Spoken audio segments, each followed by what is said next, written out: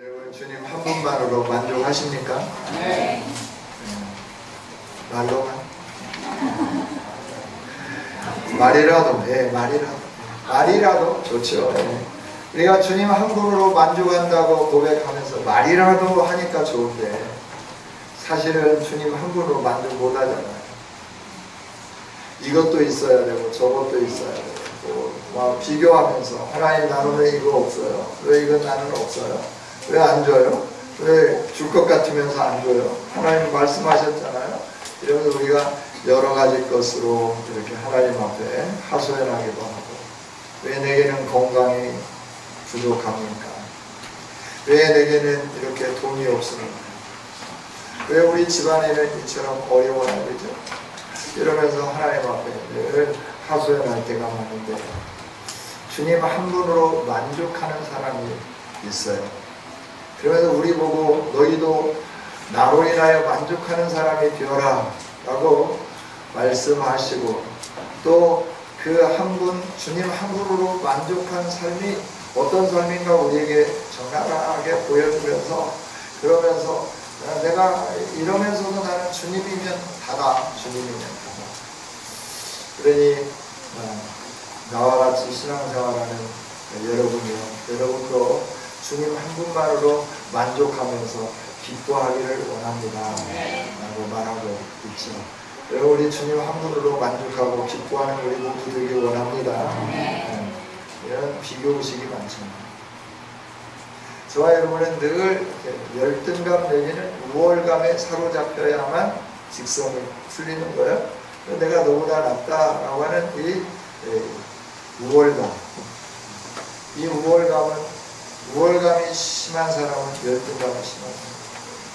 열등감이 심하면 심할수록 우월감을 쫓아가게 되는 거고, 자기가 상대보다 나은 것이 있다라고 싶으면 그걸 완전히 이제 자랑하면서 이렇게 나타내려고 하는 것이죠. 여러분, 우리는 우월하지도 그렇다고 열등하지도 않는 하나님의 존귀한 백성들이 늘 있습니다. 나는 존귀한 자라고 하는 걸 늘 기억하면서 하나님 한 분, 나를 사랑하시고 나를 안아주시고 나와 동행해 주시고 나의 미래를 책임져 주시는 그 하나님 한 분으로 인하여 기뻐하면서 끝까지 승리할 수 있기를 주님의 이름으로 축복합니다. 빌립보 교회, 바울 사도에게는 참 특별한 의미가 있는 교회이죠. 1차 전도 여행을 다녀왔습니다. 그리고 안디옥 교회에서 이제 그 전도 사역을 보고를 하고 머무는 동안에 이제 교회 안에 이제 먹는 문제, 그 다음에 지켜야 할 의식 문제, 이런 문제를 가지고 성도들 간에 이것이 옳다 저것이 옳다 서로 논쟁하기 시작을 했죠. 그럴 때 우리 교회 내에서는 우리가 해결할 수 없으니까 사도들이 모여있는 예루살렘 교회로 가지고 가자.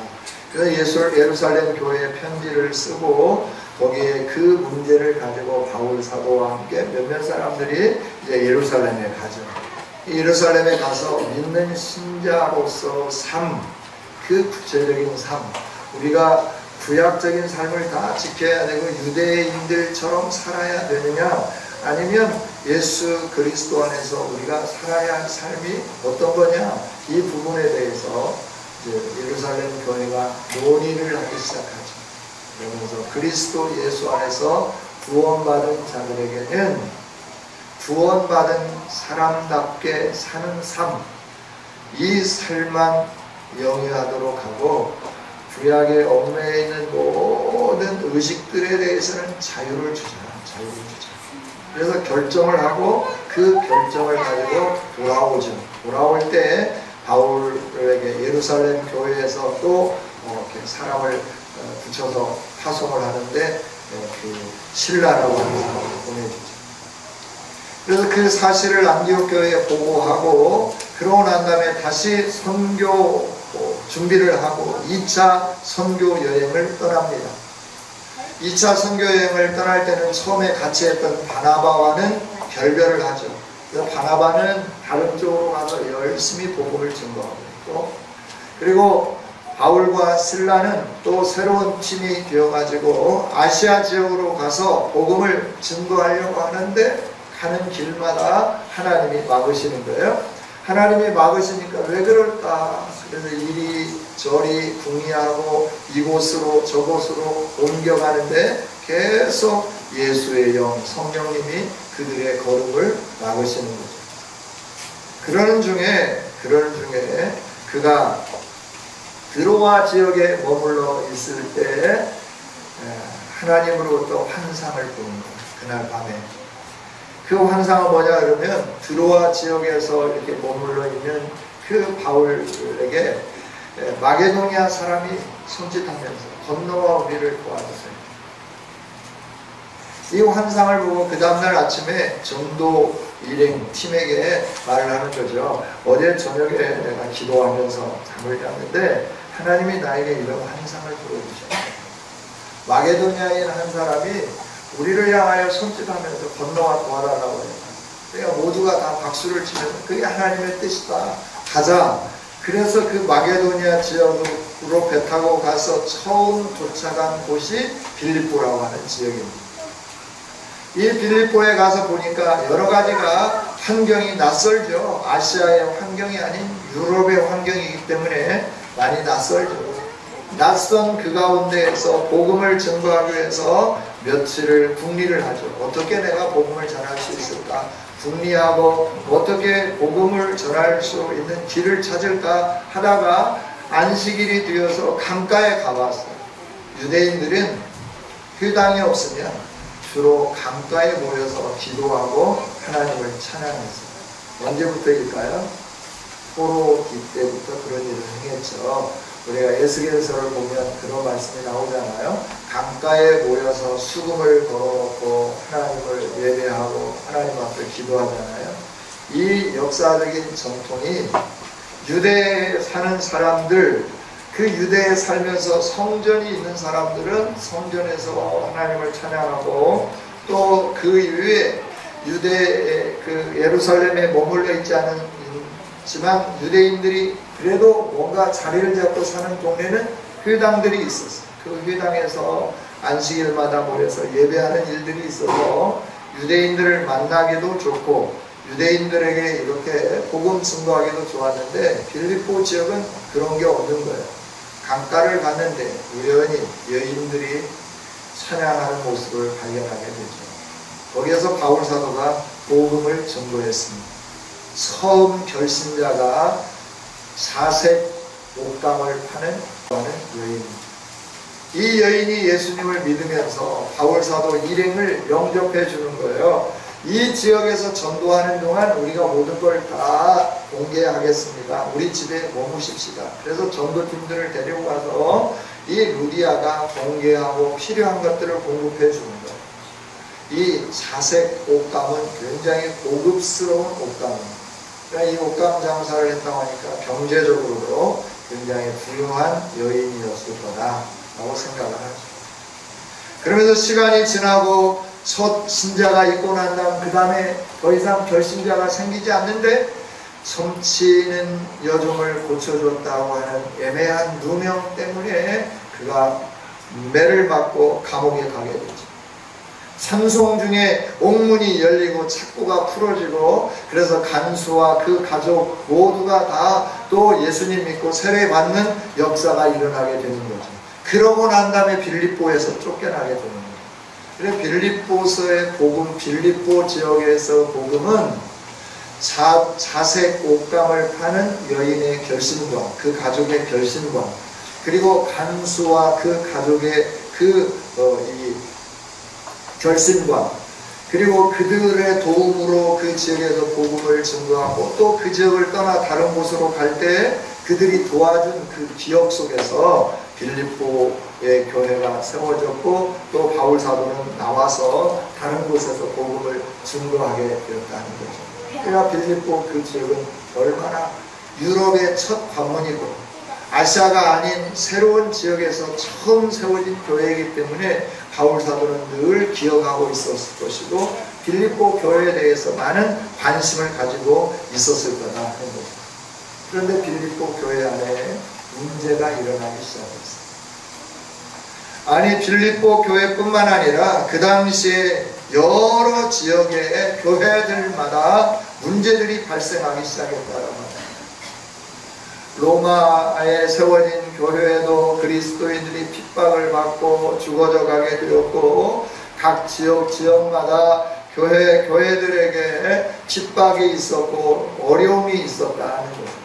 이런 핍박과 어려움 속에서 복음의 본질에 대해서 희미해져 가기 시작하고, 믿는 거에 대해서 부끄러운 마음을 갖기 시작하고, 믿음에 대해서 염려하고 현실에 대해서 걱정하면서 이제 우리의 앞날은 어떻게 될까 이러면서 불안해하는 삶이 그들에게 나타나기 시작했죠. 이 소식이 바울 사도에게 전달되었다는 거죠. 이때 바울 사도는 감옥에 갇혔는데 그 감옥에 갇힌 상황이 매우 좋지 않은 상황으로 바뀌어져 가기 시작합니다. 자기는 곧 풀려날 줄 알았는데 시대 안으로 끌려 들어가고 외부와 접촉이 단절되고, 이런 상황 속에서 들려오는 빌립보 교회의 소식은 암울하기만 하고, 그래서 그가 행한 일이 뭐냐면 편지를 써서 보내면서 그들에게 위로해주고 격려해주고 그들에게 기쁨을 주기를 원했죠. 바울 사도의 상황이 좋지 않은 가운데서도 그랬다라고 하는 거예요. 왜 바울 사도가 그런 일을 행할 수 있었을까 하는 거죠. 그는 주님 한 분 때문에 만족하기 때문에. 바울 사도 그 서신서를 쭉 보면 그는 예수 그리스도 이후에 내가 그동안 중요하게 여겼던 모든 것들을 나는 배설물로 여긴다라고 생각합니다. 그리고 고백을 해요. 그리고 더 이상 세상에 있는 모든 것들은 가치 있는 것이 아니다. 나에게 가장 소중하고 가치 있는 것은 예수 그리스도 한 분이다. 그래서 내가 그리스도와 함께하는 이것으로 말미암아 나는 기쁘고 즐겁고 감격스럽다 라고 고백을 하면서, 내가 그리스도에게서 떨어지지 않는 한 나는 환난이 와도 고난이 와도 역경이 와도 괜찮다 라고 고백을 해요. 왜 그리스도 한 분으로 바울 사도는 만족했는가 하는 거죠. 무엇 때문에 그랬을까? 여러분, 저와 여러분은 예수님 한 분으로 예수님만 믿고는 못 살잖아요. 먹어야 되죠. 입어야 되죠. 가르쳐야 되죠. 경제적으로 여러 가지 많은 것들이 필요로 하잖아요. 그래서 열심히 일을 하잖아요. 열심히 일을 하면서 하나님께 기도하잖아요. 하나님 구원해 주셔서 감사한데 내가 사는 동안에 이런 것들이 필요해요. 이런 거 줘야 되겠어요. 그래서 그런 걸 많이 받으면 은혜 받았다라고 생각을 해요. 건강이 안 좋았는데 그 건강이 예수님 믿고 좋아지면 은혜 받았다고 생각을 해요. 예수님 믿는데 건강이 좀 나빠지면 저 집은 왜 저러지? 저렇게 왜 안 좋은 일이 일어나지? 예수님을 잘못 믿는 거 아닌가? 이렇게 생각하기도 하는 게 우리들의 생각이죠. 여러분, 우리가 이 세상에서 사는 동안 육체적으로 어떤 상황을 만나고 우리가 어떤 삶을 살든지 간에 예수님이 계시는 것이 가장 복이고 가장 은혜인 줄 믿습니다. 왜 그럴까요? 예수님이 우리의 영혼을 구원해 주시기 때문에, 우리에게 하나님 나라를 주시기 때문에 그렇다고 합니다. 다른 길은 없어요. 다른 것으로는 우리가 구원을 얻을 수 없어요. 우리가 구원을 얻을 수 있는 오직 유일한 길은 예수님 믿는 것밖에 없다라고 하는 것이죠. 그래서 바울 사도는 옥에 갇혀도 예수님과 함께하면, 내가 힘들어도 예수님과 함께할 수 있다고 하면, 내가 매를 맞아도 예수님과 함께할 수 있다고 하면, 내가 정말 세상 사람들이 나를 향하여 손가락질한다고 해도, 내가 모든 걸 다 포기해도 예수님만 내 안에 있다고 하면 나는 기쁘다라고 고백하는 것은 달리 그런 게 아니라 이 세상에 무엇을 주고도 구원을 얻을 수 없기 때문에, 예수님 안에 구원이 있기 때문에 그렇다라고 하는 거예요. 바울 사도는 유대 율법에 능통한 사람입니다. 그리고 공부를 했는데 최고의 학부에서 공부를 했어요. 가말리엘 문화생이에요. 학교를 나오는데 그때 당시에도 지금처럼 너 어느 학교 나왔느냐? 이게 참 중요한 거예요. 학연이 참 중요한 시대였어요. 그래야 여러 가지 율법 학교들이 많이 있는데 그 중에 가말리엘에서 공부를 했다 그러면 모든 사람들이 그 사람 앞에는 무릎을 꿇는 거예요. 최고 실력자다 라고 하는 것이죠. 바울 사도는 최고의 실력자로 인정을 받았어요. 또 율법에 능통했을 뿐만 아니라 그는 율법의 의의가 특심한 사람이었어요. 그래서 예수님을 믿는 사람들을 얼마나 잔해하고 박해하고 그 예루살렘과 유대와 이스라엘 땅에서 뿐만 아니라 외국에까지 제사장의 서명을 받아가지고 예수 믿는 사람들을 잡아서 죽이고 옥에 가두는 일에 적극적으로 앞장을 섰던 사람이에요. 자기가 그렇게 노력함으로 말미암아 구원을 얻을 수 있다고 생각한 거예요. 자기 의와 열심을 가지고 자기가 율법을 지키면서 철저하게 이 율법 아래에 머물러 있을 때 내가 구원을 얻을 수 있다고 생각한 거예요. 그런데 어느 날 스데반이 죽는 걸 보는 거죠. 예수님 믿는다고 잡아다가 돌로 치는데 환하게 웃으면서 죽는 거예요. 율법의 정통이라고 하는 사람들이 뭔가 범죄에서 옥에 갇히고 그럴 때는 소리를 지르고 그리고 고래고래 자기의 모든 것이 부당하다고 외치는데 스데반은 예수님 믿는다는 것 때문에 붙잡혀 와서 돌을 맞는데도 불구하고 환하게 웃는 거예요. 얼굴빛이 비쳐 밝아지는 거예요. 그리고 다른 사람들을 축복하는 거예요. 저들이 모르니까 이런 일을 행합니다. 주님 저들의 죄를 용서해 주세요. 그러면서 돌에 맞으면서 웃으면서 잠을 자듯이 죽는 거예요. 여기에 아마 바울 사도는 충격을 받았어요.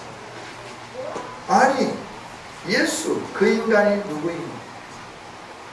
아니 어떻게 예수 믿는 인간은 저렇게 죽을 수 있어? 그렇게 고통스러울 건데 돌을 던질 때도 가만가만 아프겠다 그러면서 가만가만 이렇게 아프겠다 이렇게 던지는 게 아니라 사람들이 모질게 돌을 던지는 야구공을 던지듯이 아주 힘있게 돌을 던지는데 그 돌이 날아와서 여기저기를 때릴 건데 얼마나 고통스러울 건가. 그 고통스러움 속에서도 웃으면서 저들이 몰라서 그래요. 하나님 용서해 주세요. 예수께서 보좌 우편에 서신 것을 보라. 나를 보고 웃으면서 기뻐하신다. 이러면서 이런 모습을 보면서 바울이 완전히 충격을 먹었어요. 그가 누구인가? 궁금한데 자존심 때문에 물을 수가 없어요. 그리스도인에게 물을 수가 없어요. 또 사도들에게 찾아갈 수도 없어요. 그렇다고 자기의 열정을 버릴 수가 없어요.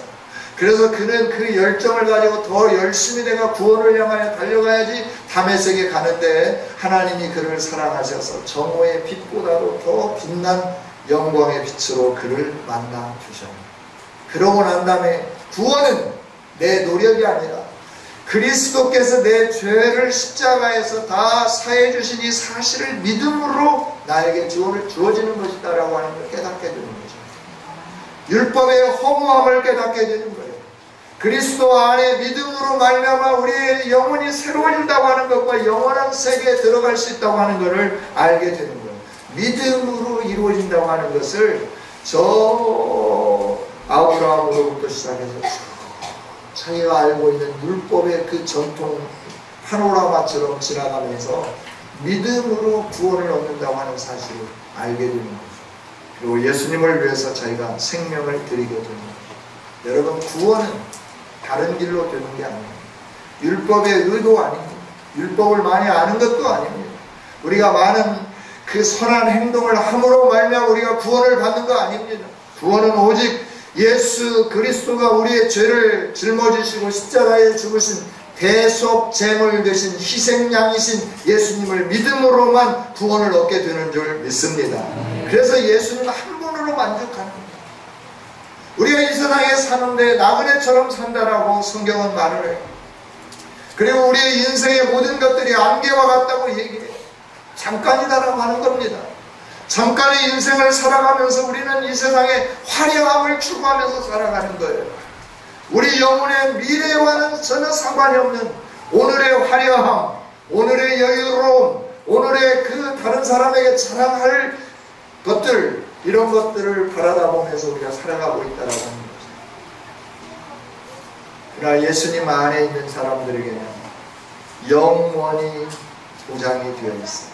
미래가 보장이 되어 있어요. 하나님의 영광이 보장이 되어 있어요. 그래서 예수님 한 분으로 바울사도는 기뻐하고 기뻐했다 하는 거예요. 저와 여러분이 이 사실을 기억하고 깨달으면서 예수님 한 분으로 기뻐하고 즐거워하는 우리 모두가 되기를 원합니다. 여러분, 구원의 확신이 있습니다. 여러분 안에 분명한 예수를 믿는 믿음이 있습니다.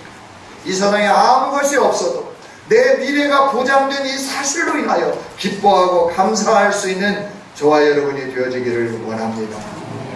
바울사도는 그 예수님이 자기와 같이 하는 것을 해서 기뻐했어요.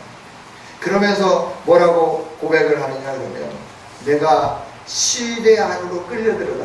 자기의 상황은 바울이 처음에 로마에 가서 옥에 갇힐 때는 좀 여유가 있었어요.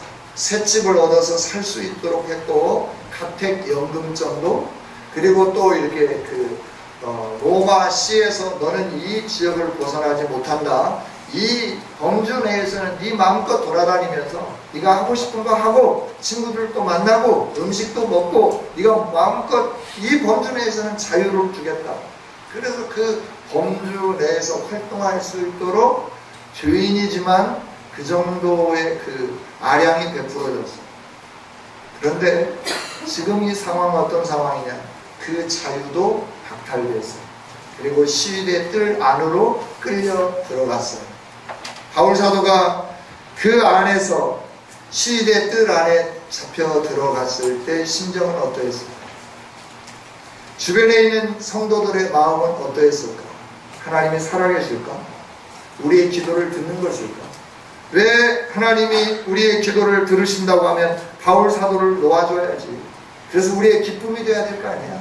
우리가 예수님 믿는다는 거 봐라. 너희들이 아무리 세상 권력 강한 로마의 황제가 붙잡아 놓는다 하더라도 하나님이 풀어줘. 그래서 자유 몸이 되지 않느냐. 예수님은 이런 분이야. 하나님, 우리가 믿는 하나님은 이런 하나님이야. 이렇게 좀 폼 좀 잡으면서 뭔가 사람들 앞에 어필할 수 있는 이런 상황이 되어야 되는데, 예수님 믿는 사람들이 점점 위축될 수밖에 없는 상황이 오는 거예요.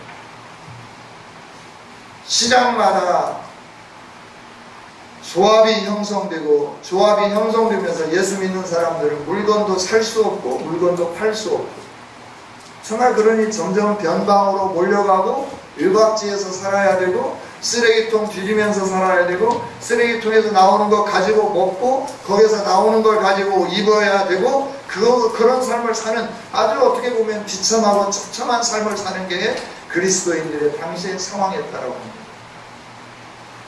설상가상으로 바울사도가 풀려났으면 그럼에도 불구하고 봐라, 그래도 우리 하나님 살아계시지 않냐, 우리의 기도를 들어주시지 않냐 이럴 건데, 자유의 몸에서 시인의 뜰 안으로 잡혀 들어가는 그 억울함, 그 안타까움, 그 정말 어떻게 절망적인 상황이 계속 더 진전되는 거죠. 이럴 때 얼마나 예수님 믿는 거에 대해서 실망스럽고 세속적인 말로 창피하고 그랬습니다. 그러나 필리포 교회 성도들도 마찬가지였다라고 하는 거예요. 바울이 석방될 줄 알았는데 감옥에 더 들어갔네. 움직일 수 없는 상황이 되었네. 외고와 모든 것들이 단절되었네. 어찌 이런 일이 일어날 수 있을까? 이래도 되는 걸까? 하나님 정말 이래도 됩니까? 이러면서 점점 마음이 예수님과 함께 산다는 것, 내가 믿음으로 산다는 것, 이것이 무엇인지 회의감이 들기 시작하고 정말 이런 부분들 속에서 굉장히 어려움을 겪는 그런 상황이었다는 거죠. 이때 바울 사도는 말을 해요. 야, 하나님이 역사하는 것 말이야. 눈에 보이는 어떤 우리가 기대했던 어떤 일들이 그런 정도 수준으로 생각하면 안 돼요. 하나님이 일하는 거는, 하나님이 이 세상에 예수님을 보낸 거는 모든 민족이, 나라가, 족속이 예수님을 믿고 하나님을 알고 하나님을 예배하는 이 일이 이루어지기를 원하는 거야. 이것이 하나님이 우리를 부르신 목적이고 우리가 사는 삶의 목적이고, 이 일들이 이루어지는 것이 하나님의 살아계심의 증거야. 하나님이 믿는 사람과 함께하는 증거야. 이걸 보여주는 거죠. 그러면서 바울 사도는 이렇게 말을 하는 거예요. 내가 시위대 뜰 안에 갇혔다고 너희들 창피하다고 생각하지 마. 오히려 내가 시위대 뜰 안에 갇힘으로 말미암아 하나님이 어떻게 일하시는지를 내가 보았고 너희들이 볼 수 있기를 원한다 라고 말씀합니다. 그러면 시위대 뜰 안에 갇힘으로 인해 어떤 일이 일어났는데요, 시위대 안에 있는 그 무시무시한 군인들이 바울 사도를 만나고 바울이 증거하는 복음으로 말미암아 예수님을 믿는 일들이 일어났다라고 합니다. 포악한 군인들, 누가 봐도 무시무시한 군인들, 감호소에 있는 교도관들, 특별히 특수 범죄자들에게 있는 그 교도관들은 살기가 든든하다고 그러잖아요. 그런데 이 살기가 든든한 교도관들이라 할지라도 사형수 앞에서는 기가 죽는데요. 왜냐하면 사형수 눈빛을 보면 그냥 그 눈빛이 얼마나 그 살벌한지 보는 순간 자기가 기죽기 때문에 사형수들이 온다 그러면 아예 안 본대요. 기죽기 싫어. 사람은 느끼잖아요. 기 죽었는지 기 안 죽었는지 다 느끼잖아요. 시위대 뜰 안에 그 범죄자들을 다루는 그 안에 있는 군인들, 그 안에 있는 그 교도관들, 오늘로 얘기하면 교도관들, 얼마나 서술이 시퍼렇고 얼마나 살기가 든든한가 라고 하는 거예요. 그들이 복음을 받아들일 수 있는 여유가 있겠는가, 마음의 여유가 있겠는가. 늘 사람을 구박하고 책찍질하고 매질하고 없는 죄도 만들어내고 진술서 받아내야 하는 이 사람들에게 정말 복음을 받아들일 만한 조금의 양심이라도 있을 건가. 그런데 그들이 복음을 받아들이는, 바울을 만나면서 바울이 복음을 증거할 때 그 포악한 험상궂은 사람들이 복음을 받아들이면서 인상이 달라지는 거예요. 예수님 믿으면서 새로워지기 시작하는 거예요. 삶이 바꿔지기 시작하는 거예요. 시위대 뜰 안에 그런 일들이 일어나기 시작하는 거예요. 복음의 능력이 나타나는 거예요. 그걸 보면서 아, 내가 믿는 하나님은 내가 육체적으로는 더 힘들고 어려워도 하나님의 거룩한 역사를 이루어서 이렇게 일해가는구나. 그 시위대 뜰 안에서 증명을 받은 거죠. 뿐만 아니라 밖에서 증거가 들려오기 시작하는 거예요. 바울, 당신이 갇히니까 우리가 당신을 사랑하는 마음으로 당신이 못한 일을 내가 감당해야 되겠습니다. 그러면서 여기저기서 사명자들이 일어나기 시작하는 거예요. 교회에서 신실한 사람들이 일어나는 거예요. 과거에는 복음 좀 증거하지 그래도 때가 아닌 것 같아요. 저는 좀 이따.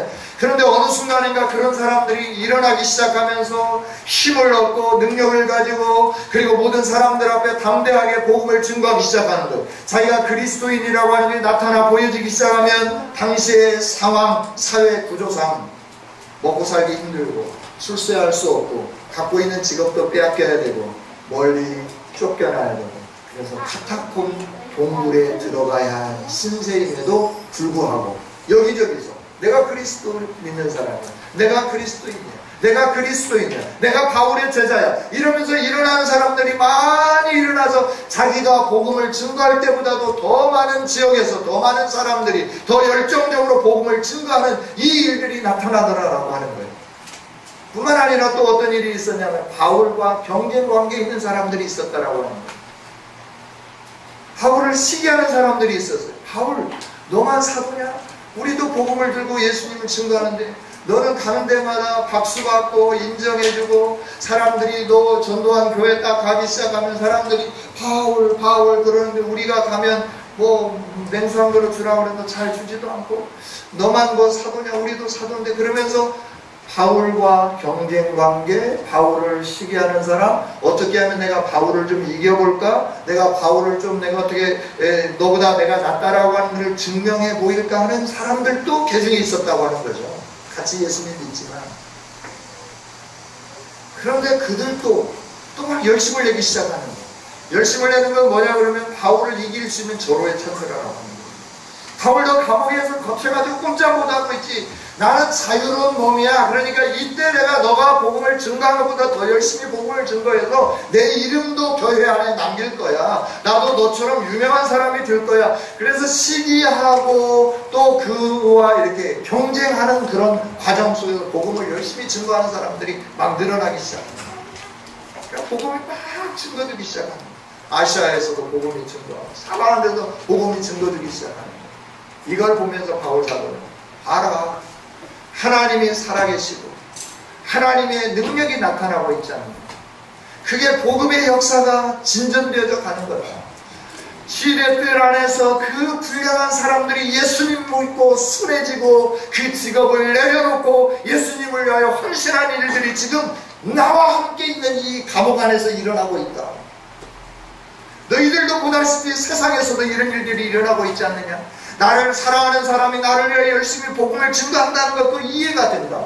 그러나 나와 경쟁관계에 있고 나를 이기고 싶고 나를 시기하는 사람들이 내가 전달하지 못하는 이 복음을 위해서 증거하기 위해서 열심히 증거하는 이 일을 보니까 얼마나 하나님이 살아계신 거냐. 내가 감옥에 있어서 보니까 선한 마음으로 하든지 악한 마음으로 하든지 증거되는 것은 그리스도고, 그리스도로 인하여 수많은 사람들이 구원받게 되고 구원받는 사람들이 가득가득 채워지기 시작하면 주님 오실 날이 가까워지게 되는데, 주님이 오시면 우리가 이 영원한 멸망의 증거자들은 영원히 멸망하게 될 거고, 이 환난과 핍박 속에서 구원받은 우리들은 영원한 하나님 나라에서 찬란하게 살게 될 건데, 이 영광의 날이 가까워 오고 있는데 어찌 내가 기뻐하지 않겠느냐. 내 육체적으로 연약하고 힘들고 고통스럽다고 내가 어떻게 짜증낼 수 있겠냐. 이 영광의 나라가 가까워오고 있지 않느냐. 그러니 너희들도 소망을 갖고 힘을 내고 예수님 믿는다고 하는 거 부끄러워하지 말고 당당하게 살아가면서 주의 복음을 위하여 힘있게 일하는 우리가 되자라고 선포하고 또 권면하게 되는 것이죠. 성도 여러분, 저와 여러분이 왜 삽니까? 무엇 때문에 삽니까? 왜 예수님 믿습니까? 우리가 예수님 믿는 이유가 뭡니까? 잘 되려고. 세상 종교도 잘 되게 빌어줘요. 도교도 잘 되게 빌어줘요. 언제부터? 새벽부터 빌어. 목욕 재개하고 새벽에 옷 갈아입고 가서 그냥 그 산신령께 비는 거예요. 다른 데도 다 마찬가지예요. 잘 되게 하는 데는, 잘 되라고 하는 것은 사방 종교도 세상 종교도 다 동일하다라고 하는 거예요. 우리가 예수님 믿는 것은 비록 그냥 이 세상에 사는 동안 뭔가 좀 잘 되는 것, 뭔가 좀 우리가 원하는 목적을 달성하는 것, 뭔가 우리가 원하는 부를 누리는 것, 내가 뭔가 이렇게 해서 출세하는 것, 이런 정도 수준 때문에 우리가 예수님 믿는 게 아니라고 하는 거예요. 저와 여러분이 예수님 믿는 것은 영원한 하나님 나라가 있기 때문에 예수님 믿는 겁니다. 그래서 이 세상에 사는 동안 좀 고통스러워도, 내가 좀 힘들어도, 내 육체적으로 내가 원하는 대로 이루어지지 아니하고 점점 내가 삶이 더 나빠지고 환경이 점점 어려워져도 내 안에 예수님 계심으로 인하여 기뻐하고, 세상의 복음이 증거되면서 계속해서 예수 믿는 사람들이 늘어나고 예수 믿는 사람들이 위하여 하나님을 예배하고 찬양하는 그 놀라운 일들이 일어나는 것으로 인하여 우리는 기뻐할 줄 아는 아름다운 성도들이 되기를 원합니다. 이것이 진정으로 예수님 믿는 일 아니겠어요? 이것이 진정으로 그리스도인의 삶이 아니겠는가라고 하는 거예요.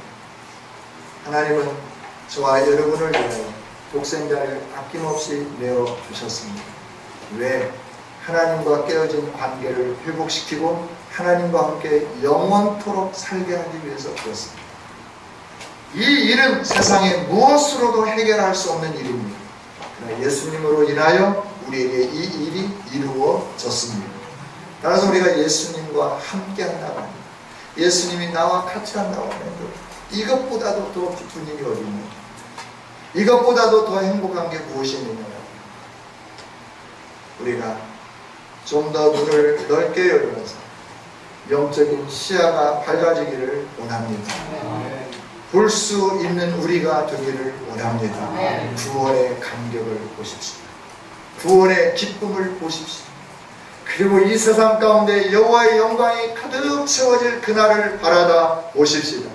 물이 바다 덮음처럼 여호와의 영광이 가득 채워지는 그날이 오게 될 건데, 그날이 올 때까지는 이 세상에 사는 우리들이 힘들 수 있습니다. 고통스러울 수 있습니다. 그러나 복음을 놓지 마십시다. 복음과 함께 전진해 가십시다. 우리 서로 격려하며 위로하며 세워 나가십시다. 힘들어하는 지체들에게 조금만 참자. 하나님 나라가 기다리고 있다. 조금만 더 전진해 가자. 주님이 우리에게 영광스러움으로 오실 것이다. 함께 일어나자. 함께 일어나자. 이러면서 성도를 격려하고 위로하고 소망을 주면서 함께 믿음으로 승리해가는 우리 성원교회 모든 성도들이 되어주시기를 주님의 이름으로 축복합니다. 아멘. 하나님 감사합니다. 오늘 말씀을 통해서 우리는 무엇으로 즐거워하는지 다시 한번 생각해 볼 수 있는 시간을 갖게 해주셔서 감사합니다.